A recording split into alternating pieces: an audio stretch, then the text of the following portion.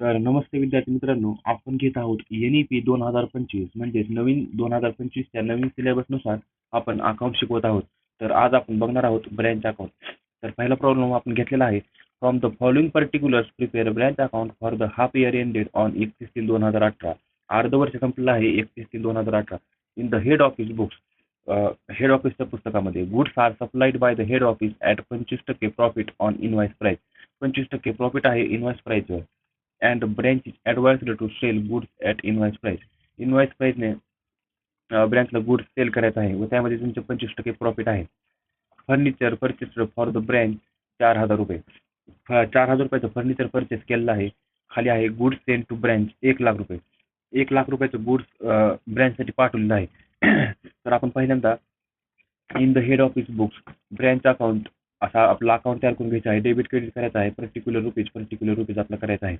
व खालच्या बाजूला तुम्हाला ब्रँच डेटर्स अकाउंट म्हणून दुसरा अकाउंट ओपन करायचा आहे. हे दोनच अकाउंट ओपन करायचे आहेत ब्रँच अकाउंटमध्ये. ब्रँच डेटर्स अकाउंट करताना पर्टिक्युलर रुपीजचे 2 कॉलम करायचे आहेत व डेबिट क्रेडिट असे लिहायचे आहे.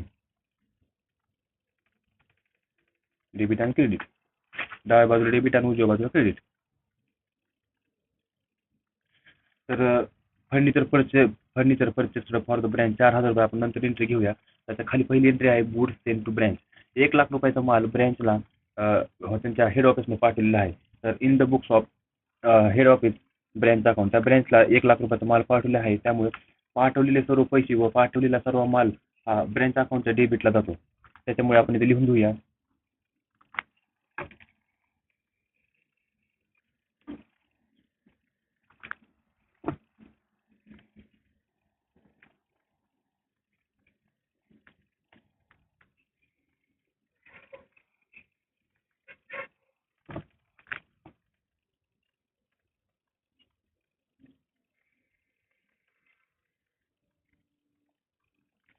तर आपण लिहून घेतलेला आहे डाव्या बाजूला गुड्स सेंड टू ब्रँच 1,00,000 रुपये. त्याच्या खालची दुसरी एंट्री पाहूयात. Cash send to branch for petty expenses.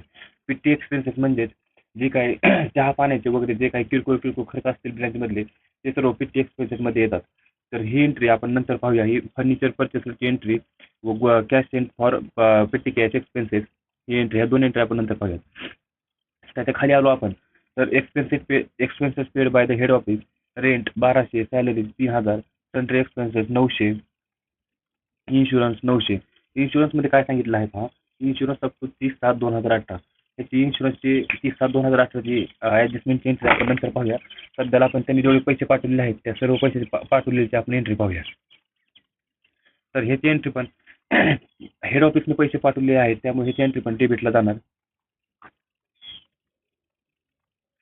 आपण सर्व एंट्री लिहून घेतल्या आहेत. To cash, rent 1,200, salary 3,000, sundry expenses 900 व इन्शुरन्स 900 अशी मिळून सगळ्यांचे टोटल 6,000 रुपये आलेले आहेत.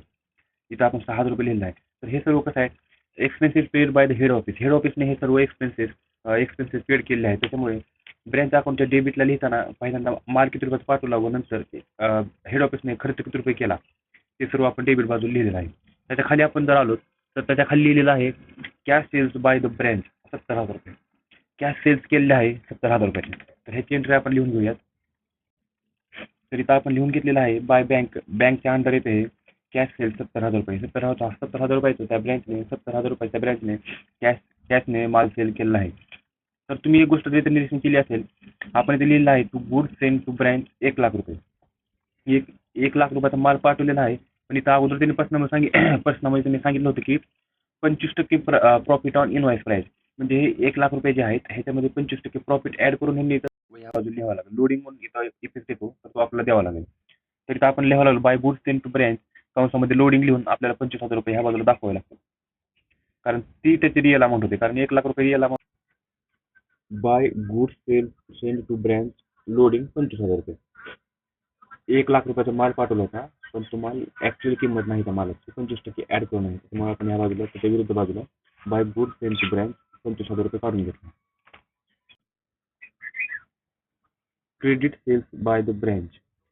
ब्रँचने उधारीवर माल विकला आहे तर आपण याची एंट्री ब्रँच डेटर्स अकाउंटच्या डेबिटला घेऊया.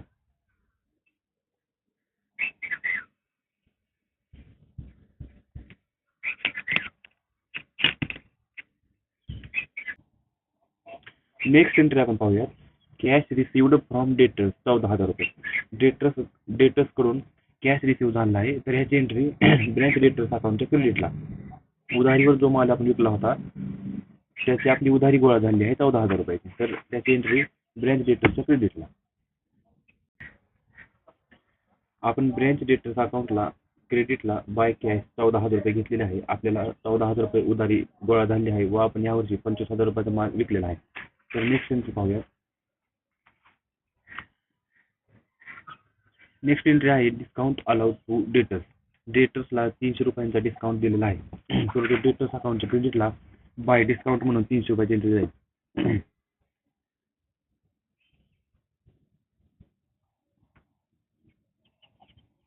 नेक्स्ट एंट्री पाहूयात. Bad debt written off. बुडीत कर्ज सांगितलेलं आहे. बुडीत आपण जे उधारीवर माल विकला आहे तो बुडलेला आहे, तर त्याची एंट्री 100 रुपये आहे. म्हणजे आपण जो उधारीवर माल दिलेला आहे व त्याची रिकव्हरी होण्याची शक्यता आता 100% संपलेली आहे व ते पैसे आता आपल्याला परत मिळणार नाही. तर अशा वेळेस अशा एंट्री डेटर्स अकाउंटच्या क्रेडिटला होते बाय बॅड डेट 100 रुपये.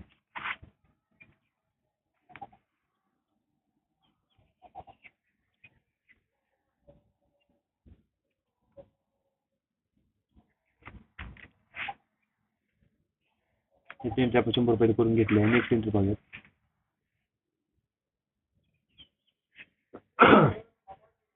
Cash paid by debtors directly to HO. म्हणजे डेटर्सने कॅश डायरेक्टली हेड ऑफिसला पाठवलेला आहे 2,000 रुपयाचा, तर ह्याची पण एंट्री डेटर्स अकाउंटच्या क्रेडिटला जाईल.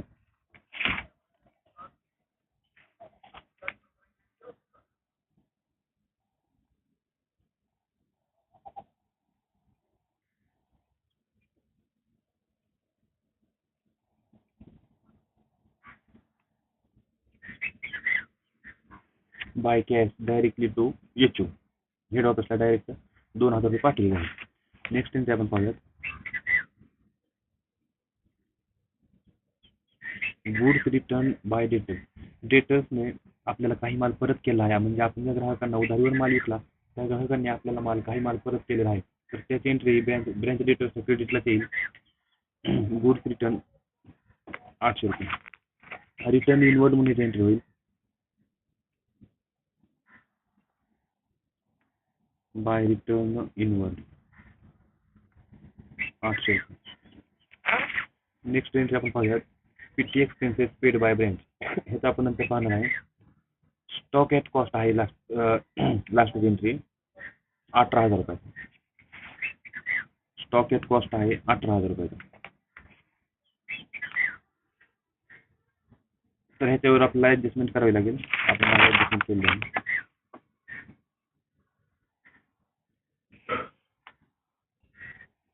ठीक आहे. नंतर आपण बघणार आहोत फर्निचर. एक नंबरला आपण ही 2 एंट्री घेतल्या नव्हत्या, त्या एंट्री आपण घेणार आहोत. इथं इथपर्यंत आपण आलेलो आहोत. आता वरची एंट्री आपण घेऊया. Furniture purchased for the branch 4,000 रुपये. 4,000 रुपयाचं फर्निचर परचेस केलेलं आहे. तो खाली ह्याच्यावर आपल्याला ऍडजस्टमेंट दिसते. Provide for depreciation on furniture at 10% per annum. वर्षाला 10% फर्निचरवरती डिप्रिशिएशन वजा करायला सांगत आहे. तर ह्याची एंट्री आपण अगोदर करून घेऊ. वर्किंग नोट करून घ्यायची आहे तुम्हाला. वर्किंग नोटमध्ये मी 1 नंबरला केलेलं आहे. Depreciation on furniture 10% per annum. मग 4,000 रुपये फर्निचरचा अमाऊंट आहे. त्याच्यावर 10% जर काढलं तर 400 रुपये येतं. पण इथे अर्ध वर्ष आहे. आपण अर्ध वर्षाचं कॅल्क्युलेट करतो आहोत. तुम्ही गणितामध्ये बघू शकता. From the following particulars prepare branch account for the half year ended on 31/3/2018. म्हणजे अर्धच वर्ष संपला आहे. 10% आहे. 10% पर एनम आहे. प्रत्येक वर्षाला आहे. मग हे हाफ इयर एंडेड. मग 400 मधून हाफ इयरचे 200 वजा झाले, म्हणजे 4,000. 400 मधून हाफ इयरचे 200 वजा होणार व 4,000 रुपये आपली अमाऊंट आहे फर्निचरची. 4,000 मधून 200 गेले 3,800 राहणार. क्लोजिंग बॅलन्स सर्व ब्रँच अकाउंटच्या क्रेडिटच्या खालच्या बाजूला येते सर्व क्लोजिंग बॅलन्स. तर इथं बाय बँक म्हणून आपण कॅश सेल्स म्हणून 70,000 रुपये घेतलेला आहे व अजून आपल्याला काही कॅश मिळालेली आहे त्या ब्रँचकडून, तर ते कॅश पण आपली इथं ॲड करावी लागेल त्याच्यामध्ये. तर पहिली कॅश म्हणजे आपल्याला भेटली आहे कॅश सेल्स 70,000 रुपये लिहिलेलं आहे. कॅश रिसिव्ड फ्रॉम डेटर्स 14,000 रुपये. डेटर्सकडून 14,000 रुपये कॅश भेटले आहे व goods cash paid by debtors directly to येतो 2,000 रुपये. म्हणजे इथून पण 2,000 रुपये कॅश आलेले आहे व इथून 14,000 रुपये कॅश आलेले आहे कॅश रिसिव्ह फ्रॉम डेटर, म्हणजे 16,000 रुपये कॅश आलेले आहे. तर ह्याच्यामध्ये आपल्याला ॲड करून घ्यावं लागेल. बाय बँक कॅश आपण 70,000 रुपये केले आहे, पण अजून आपल्याला कॅश आली आहे तर ती कॅश आपण त्याच्यामध्ये ॲड करू. डेटर्स नावाने डेटर्स करून आपल्याला 16,000 रुपये कॅश अजून एक्स्ट्राचे आलेले आहे. ह्याची टोटल झाली 86,000. व आपला इथं खर्च किती कॅशचा खर्च आपण किती केलेला आहे, ह्यातून आपल्याला जी कॅश आली त्यातून आपण काही खर्च पण केलेला आहे तो खर्च वजा करावा लागेल. ह्यातून आपण खर्च केलेला आहे PT expenses paid bye branch 800 रुपये. 800 रुपयाचा आपण खर्च केलेला आहे त्या कॅशमधून, तर तो कॅशमधून खर्च केला आपण त्यातून वजा करून घेऊ. कॅश आपल्याकडे आली आहे 86,000 लेस पीटी एक्सपेन्सेस 800 रुपये.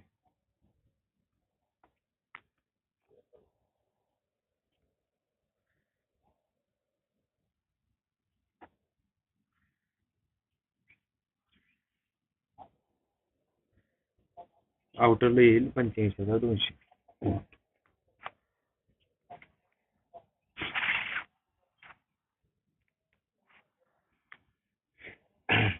आता आपण पाहून घेऊया, इथे एंट्री आहे furniture purchase for the brand 4,000 रुपये. 4,000 रुपयाचं फर्निचर परचेस केलेलं आहे. तर आणि त्याच्या खाली आहे पिट्टी कॅशसाठी 600 रुपये पाठवले आहे. हे दोन ओपनिंग बॅलन्स आहेत. ओपनिंग बॅलन्स आपल्याला ब्रँचच्या अकाउंटच्या डेबिटला लिहावी लागतील. तर आपण लिहून घेऊया. टू कॅशच्या अंडर राहतील हे दोन एंट्री.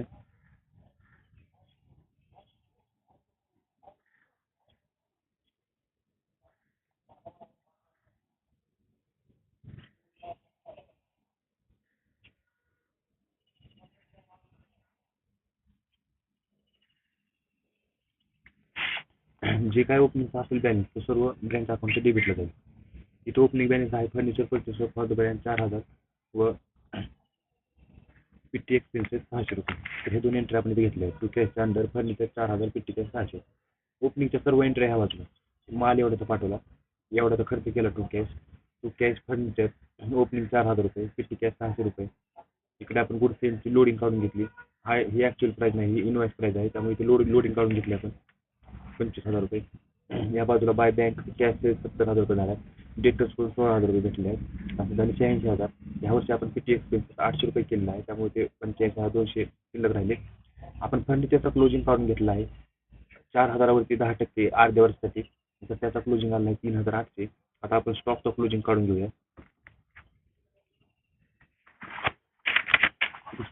स्टॉक ॲट कॉस्ट सांगितलं आहे. तर स्टॉक ॲट कॉस्ट 18,000 आहे. खाली काही अकाउंटमध्ये लिहिलं आहे ते वाचून घेऊया. Excluding the good returned by the debtors. इथं गुड्स रिटर्नड बाय डेटर्स 800 रुपये आहे. हे ह्याच्यामध्ये यांनी घरी धरलेलं नाही. आणि इथं स्टॉक जे घेतला आहे ॲट कॉस्ट आहे, इनवॉइस प्राईजमध्ये नाही. पण इथं आपण सर्व इनवॉइस प्राईजमध्ये लिहित आहे, त्यामुळे आपलं वर्किंग नोट करायला लागेल. हे इथं वर्किंग नोट केलेलं आहे. 18,000 रुपये जी अमाऊंट आहे ती 18,000 रुपये जी अमाऊंट आहे त्याच्यामध्ये 25% ॲड केलेलं नाही. असे 24,000 मधून जर 25% वजा केले तर 18,000 येते. मग त्याच्यामध्ये म्हणून 25,000 ॲड करून 24,000 तयार झाले आपल्या अमाऊंट. मग गुड्स रिटर्न झाली 24,000 आणि त्याच्यामध्ये आपण अजून ॲड केलं. त्यांनी काय सांगितलं तर excluding the goods return bye डेटर, म्हणजे 800 रुपये जे उधारीवाल्यांचे जमा केले 800 रुपये ते आपण त्याच्यामध्ये अजून ॲड केलेलं नाही क्लोजिंग स्टॉकमध्ये. म्हणजे गुड्स रिटर्न बाय डेटर, जो माल डेटर्सने आपला परत केला आहे त्या मालाची एंट्री ह्या क्लोजिंग स्टॉकमध्ये मी घेतले नाही. ते आपण इथे घेऊया. 20,000 रुपये 25% ॲड करून आपण इथे पकडलेलं आहे. गुड्स रिटर्न बाय डेटर्स 800 रुपये अशी मिळून झाली 24,800 रुपये.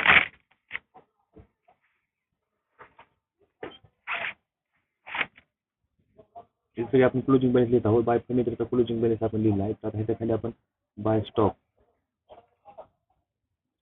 24,800. त्यांनी स्टॉकची प्राइस ॲट कॉस्ट सांगितली होती 18,000 रुपये, त्याच्यामध्ये 25% ॲड करून आपण 24,000 झाली. व गुड्स रिटर्न बाय डेटर्स ह्याच्यामध्ये एक्सक्लुडिंग सांगितलं त्यांनी. मग गुड्स रिटर्न बाय डेटर्स 800 रुपये आहे, त्याच्यामुळे ते क्लोजिंग बाजूला बाय फर्निचर 3,800 व बाय स्टॉक 24,800 आपण घेतलेला आहे. आता आपण डेटर्स अकाउंट क्लोज करून घेऊया व डेटर्सचा क्लोजिंग बॅलन्स आपण लिहून घेऊया. डेटर्सचे डेबिटचे टोटल येते 25,000 व क्रेडिटच्या टोटलमध्ये 7,800 रुपये कमी पडते. त्याच्यामुळे ते बाय बॅलन्स कॅरीड डाऊन 7,800. म्हणजेच डेटर्सचा क्लोजिंग बॅलन्स झाला 7,800 रुपये. इथे लिहून घेऊया आपण सगळ्या क्लोजिंग बॅलन्समध्ये. बाय डेटर 7,800. नेक्स्ट आहे इथे पहा इन्शुरन्स. इन्शुरन्स अप टू 30/7/2018 त्यांनी सांगितलेलं आहे. आपल्या अकाउंट इथे क्लोज झालेला आहे 31/3/2018. म्हणजे 4 महिने एक्स्ट्राचा इन्शुरन्स इथे आहे तुम्ही पेड केलेला आहे. तो आपला अकाउंट 31/3 आहे. त्याच्यामुळे जो एक्स्ट्राचा इन्शुरन्स आहे तो प्रीपेड इन्शुरन्स म्हणून आपल्याला दाखवावा लागेल. त्यासाठी आपल्याला वेलकम करावं लागेल. तेव्हा इथे वर्किंग नोट केली आहे 900 रुपये 12 महिन्यासाठी एका वर्षाचा. तर एका महिन्याला पडतात 900 भागिले 12 जर केलं तर 75 रुपये एका महिन्याला पडतात. एक्स्ट्रा महिने किती टाकले 30/7 पर्यंत त्यांनी सांगितलं आहे. आपला अकाउंट 31/3 क्लोज झाला आहे. एक्स्ट्रा महिने आहे 4. मग एका महिन्याला 75 पडत असेल तर एक्स्ट्रा महिने किती 75 गुणिले 4 300 रुपये. प्रिपेड इन्शुरन्स झाला 300 रुपये. 900 रुपये 12 महिन्यासाठी आहेत. 900 भागिले 12 केले तर 75 रुपये एका महिन्याला. एक्स्ट्रा महिने आहेत 4.